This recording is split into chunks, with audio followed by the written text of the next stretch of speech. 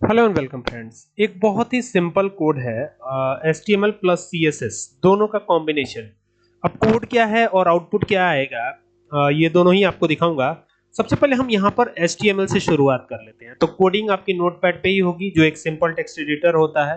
फिर यहाँ पर हेड पोर्शन आता है, आपको पता ही है। और चूंकि ये HTML और CSS दोनों का कॉम्बिनेशन है, तो यहाँ पर अब मैं कुछ दे देता हूँ। जैसे यहाँ पे कुछ भी लिख सकते हैं। जैसे मैं यहाँ पे कर देता हूँ बैकग्राउंड कलर, यही लिख देता हूँ BG कलर। ठीक है, टाइटल को क्लोज कर देंगे, लेकिन हेड को क्लोज करेंगे हम। और अब यहाँ पर हम लगाएंगे बॉडी का एक एट्रीब्यूट जिसका नाम है स्टाइल। आपने बॉडी का एट्रीब्यूट पढ़ा होगा जिसका नाम है BG कलर, दूसरा है बैकग्राउंड, एक और एट्रीब्यूट है इसका जिसका नाम है स्टाइल। और यहाँ पर मैं हेक्साडेसिमल कोड यूज करने वाला हूँ। ठीक है, तो पहले तो यहाँ लिखूंगा बैकग्राउंड। अब ये तो यहाँ पर BACKGROUND बैकग्राउंड हो गया। और यहाँ पे कर देंगे कलर, COLOR कलर हो गया। और फिर यहाँ पर एक हेक्साडेसिमल कोड लगाएंगे, ये है FF और 4 टाइम्स 0 1 2 3 4। ठीक है, और ये करके फिर टर्मिनेशन देंगे, फिर डबल डॉट कॉमा को क्लोज करेंगे और फिर इस तरीके से आ जाएंगे। ठीक है, और यहाँ पे कर देते हैं H1। और H1 के बाद यहाँ पर देखिए एक स्टाइल टैग का यूज कर रहा हूँ, ये पहचान है कि ये CSS की कोडिंग चल रही है। और यहाँ पर मैं कर देता हूँ बैकग्राउंड। ठीक है, तो यहाँ पे ये बैकग्राउंड कर दिया है। और बैकग्राउंड किस कलर का होगा वो यहाँ पे देना है। तो यहाँ पे कलर कर देते हैं येलो, तो ये कलर हो गया। और यहाँ पे कर देते हैं YELLOW यानी येलो। और ये करके इसको बंद कर देंगे, और बंद करके यहाँ से टर्मिनेशन देके ये टैग भी क्लोज कर देंगे। और यहाँ पे हेडिंग लिख देंगे, कुछ भी लिख सकते हैं, यहाँ पर जो मन करे वो लिख दीजिए। ठीक है, और यहाँ पे H1 को क्लोज कर दीजिए।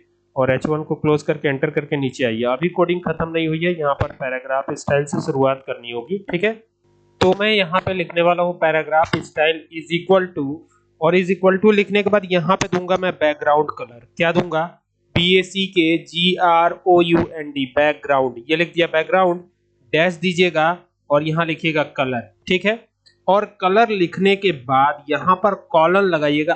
R माने रेड, G माने ग्रीन और B माने ब्लू, यानी रेड ग्रीन ब्लू का कॉम्बिनेशन यूज कर रहे हैं हेक्साडेसिमल कोड। यहाँ पे 175 और यहाँ लगाएंगे कॉमा, कॉमा लगाने के बाद लगाएंगे 0 और फिर लगाएंगे कॉमा और फिर देंगे 0 और ब्रैकेट को क्लोज करेंगे, यानी स्मॉल ब्रैकेट को क्लोज कर देंगे यहाँ पर। ठीक है, और यहाँ से टर्मिनेशन दे देंगे। और ये ध्यान रखिएगा आप कि जब ये बैकग्राउंड शुरू होगा ना, तो ये बैकग्राउंड डबल डॉट कॉमा से शुरू होगा। और यहाँ पर जब खत्म होगा ना, तो ये डबल डॉट कॉमा से ही खत्म भी हो जाएगा, यानी टर्मिनेशन के बाद डबल डॉट कॉमा देकर के इसको क्लोज करना है। ठीक है, और यहाँ पर कुछ लिख देते हैं। जैसे मैं यहाँ पे टाइप कर देता हूँ hello I am Suraj sir, ये मैं लिख देता हूँ, अपना ही नाम लिख दिया है यहाँ पर। तो ये हो गया। और अब जो है पैराग्राफ टैग को तो क्लोज करिए तो भी कोई दिक्कत नहीं, नहीं क्लोज करिए तो भी कोई दिक्कत नहीं, तो छोड़िए हम क्लोज नहीं करेंगे इसको। और यहाँ पे बॉडी टैग को क्लोज करेंगे और देन बचा हुआ है HTML, तो HTML को भी क्लोज कर देंगे। तो ये काम हो जाएगा।